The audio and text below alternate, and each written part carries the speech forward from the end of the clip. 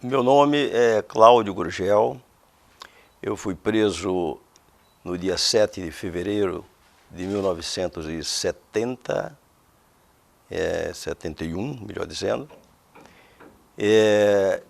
em Natal, no Rio Grande do Norte, onde estávamos fazendo uma reunião do Comitê do Partido Comunista Brasileiro Revolucionário, a que eu pertencia. Bom, nós fomos imediatamente levados para o 16º Regimento de Infantaria do Exército, que ficava mais próximo. Lá fomos colocados em celas e no outro dia, ou 2 dias depois, alguma coisa dessa natureza, nós fomos recambiados para Recife, onde tínhamos a nossa atuação principal. O DOPS de Recife, ele era marcado pela presença de um torturador muito conhecido, Miranda, que todos os militantes do Nordeste, como um todo, conhecem, e nós fomos recebidos por ele. E aí começaram as sessões de tortura.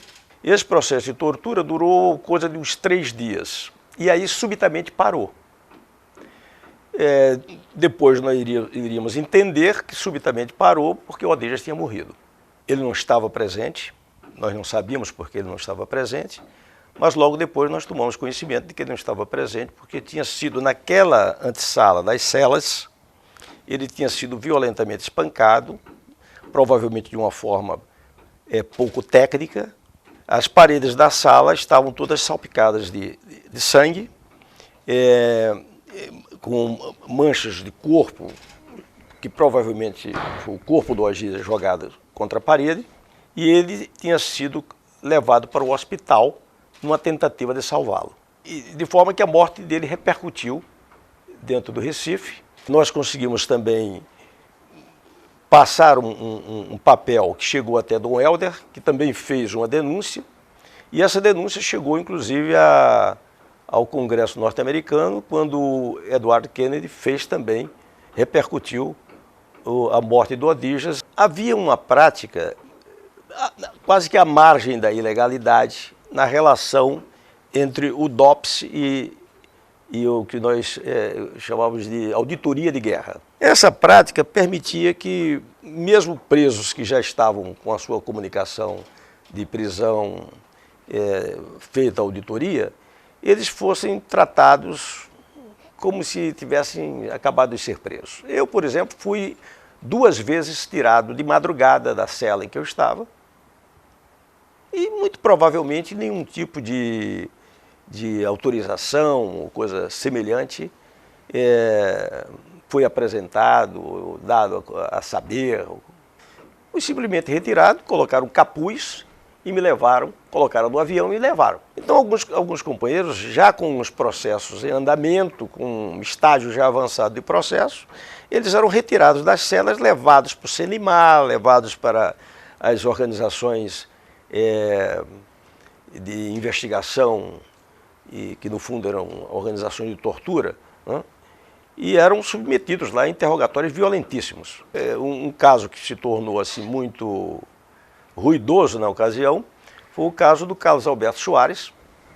O Carlos Alberto já tinha respondido a 2 processos, já tinha frequentado a auditoria algumas vezes, e nessa ocasião nós estávamos lá para responder a uma daquelas tantas sessões, quando o Carlos Alberto não aparece.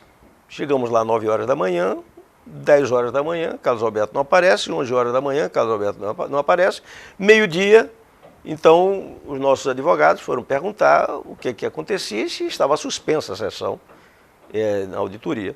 E aí o major, que nessa ocasião presidia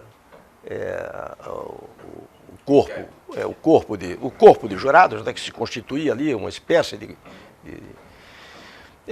disse: não, nós vamos continuar e nós vamos aguardar aqui, era um major do Exército, nós vamos aguardar aqui a chegada do preso Carlos Alberto Soares. E assim, por quase 1 hora da tarde, o Carlos Alberto chega com vários hematomas no rosto, né, e com as costas completamente queimadas, E naquela ocasião ele explicou para nós que chegamos lá, o que é que aconteceu com você, e ele disse que eu fui colocado no pau de arara com uma bacia de álcool, e eles tocavam fogo na bacia de álcool, e eu tinha que ficar numa posição que eu depois não aguentava e ia cedendo, como se estivesse ali sendo assado. Né? Primeiro ele fez um relato entre nós, ele chegou naquela circunstância, nós o cercamos e etc., e a seguir ele foi para a auditoria para prestar o depoimento. E aí ele declarou isso na auditoria de guerra. Ele tinha sido submetido a essa tortura na Polícia da Aeronáutica.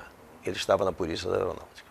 O que nós conseguimos deduzir daquela circunstância é que havia um conflito entre a Aeronáutica e Exército, ou algumas pessoas da Aeronáutica e do Exército que faziam parte daquele aparato de segurança e de repressão, porque nós ficamos surpresos com a postura do major, que era do Exército, insistindo em que o Carlos Alberto Soares se apresentasse. Quer dizer, não era fácil, não era difícil para ele deduzir que o Carlos Alberto não tinha aparecido porque estava numa situação que não podia aparecer. A postura do auditor era de considerar que aquilo eram denúncias falsas, eram denúncias da esquerda, né, e que, na verdade, não tinha nenhum provimento. Ou seja, o tratamento que eles davam a essas denúncias era um tratamento de absoluto desprezo. E mais. E eles tentavam impedir que essas denúncias fossem feitas. Aquilo que eu vi e com que convivi na sala, todas aquelas marcas, né, que depois naturalmente foram apagadas e pintadas, etc., aquilo tudo foi visto também pelos companheiros e pela Maria Ivone, dado que para chegar às celas tinha que passar pela antessala. Né? Então todos tínhamos condições de fazer a denúncia, pelo menos daqueles sinais muito evidentes. Estávamos sendo chamados um a um a depor, não estávamos colocados os 5 de uma só vez, mas chamados um a um. E eu fui o último a ser chamado. E quando eu fui o último a ser chamado, convicto da necessidade de fazer a denúncia e já tendo me comprometido com os companheiros que faria a denúncia, eu fui fazer a denúncia. E o auditor disse, não, isso não lhe foi perguntado.